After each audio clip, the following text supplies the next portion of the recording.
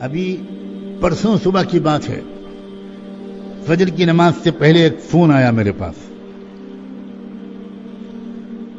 ایک اللہ کی بندی عالمہ جو سلسلے میں داخل ہے، اور میری معلومات کے مطابق اللہ کا شکر ہے، اللہ کا فضل، اللہ کی توفیق سے وہ بچی بھی بہت نیک ہے، اس کے شوہر بھی بہت صالح عالم ہیں، اور دونوں مل کر اپنے علاقے میں بہت دین کا کام کر رہے ہیں.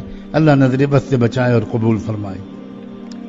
اس اللہ کی بندی نے فون کر کے مجھ سے کہا کہ حضرت میں کئی مہینے سے بات کرنا چاہ رہی ہوں، بات ہی نہیں ہو پا رہی آپ سے.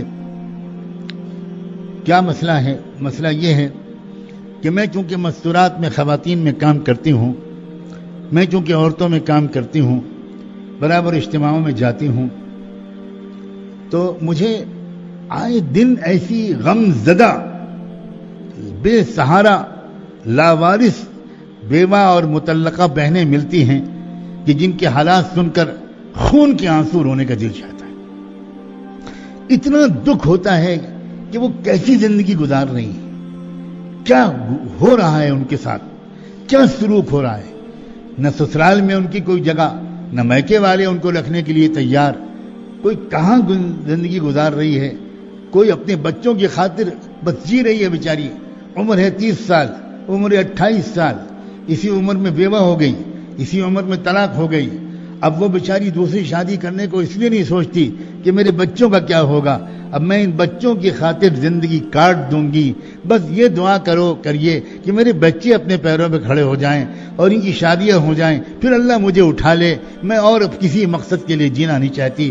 ایک ماں ہے، ماں اپنے بچے کے لیے میں جینا چاہتی ہوں. اس اللہ کی بندی نے مجھ سے فون پر کہا کہ حضرت اتنی کثرت سے ایسے کیسز علم میں آئے ہیں کہ بس میری آنکھوں سے خون نکلنے لگا کہ یا اللہ میں کیا کروں. میں پچھلے 4-5 مہینے سے ایک بات سوچتی ہوں، برابر اس کا عزم کرتی ہوں، ارادہ پختہ ہوتا جاتا ہے، لیکن آپ میرے شیخ ہیں. میں نے سوچا تھا کہ میں آپ سے اپنا حال دل بیان کر کے آپ سے مشورہ لوں گی تب کوئی قدم اٹھاؤں گی. میرا دل یہ چاہ رہا ہے کہ میں اپنے شوہر سے جو آپ کے شاگرد ہیں، اور آپ جانتے ہیں وہ کتنے صالح ہیں، کتنے پیارے انسان ہیں، میں ان سے یہ خوشامد کر کے کہوں کہ آپ ان میں سے کسی بیوہ یا مطلقہ سے آپ نکاح کر لیجئے. میں عورت ذات ہوں، میں جانتی ہوں کہ ایک سوکن کا لانا عورت کے لیے کتنا مشکل ہوتا ہے.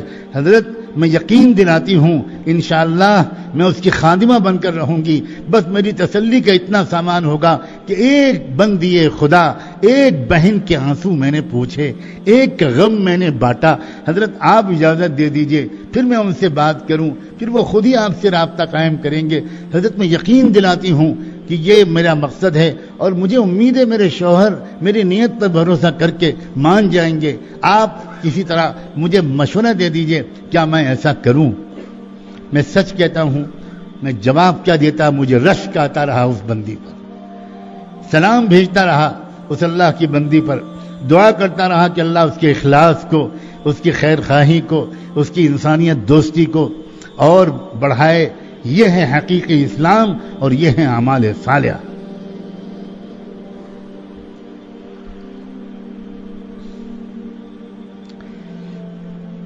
اسی بندی نے دوسری بات اور سنائی. اس ایک مشورے والی بات کے علاوہ ایک اطلاع اور دی.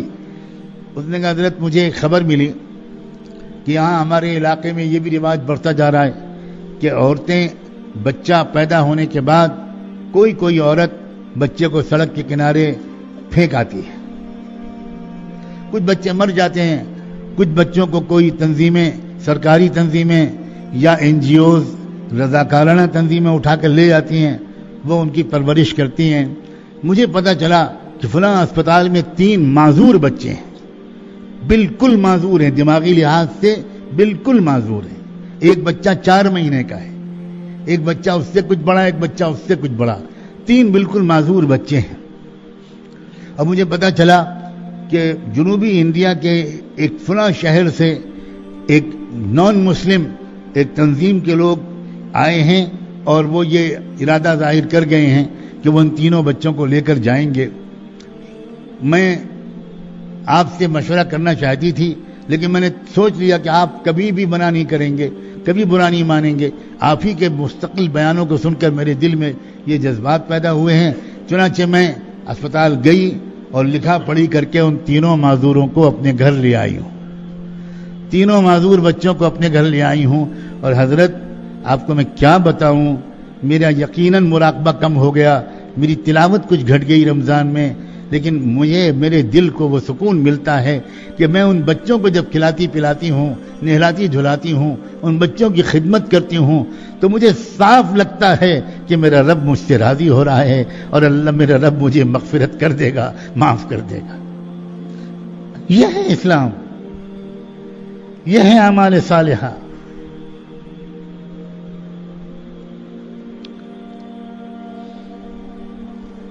شرم آتی ہے ایمانداری کی بات, شرم آتی. ہر ایک کی زبان پر ہے کہ صاحب فلاں صاحب کے ساتھ کاروبار مت کرنا, ہاں داڑھی اور چلے کو نماز کو مت دیکھنا, نہایت بے ایمان آدمی ہے. یہ عام زبانوں پر ہے کہ نہیں؟ لوگ یہاں تک کہنے لگے ہیں کہ کسی مسلمان کے اوپر بھروسہ مت کرنا, کسی ہندو کے ساتھ تم کاروبار کر لینا, کسی مسلمان پہ بھروسہ مت کرنا. لوگ یہاں تک کہنے لگے ہیں کہ دیندار انسان کے ساتھ تو کبھی کاروبار میں پارٹنرشپ مت کرنا.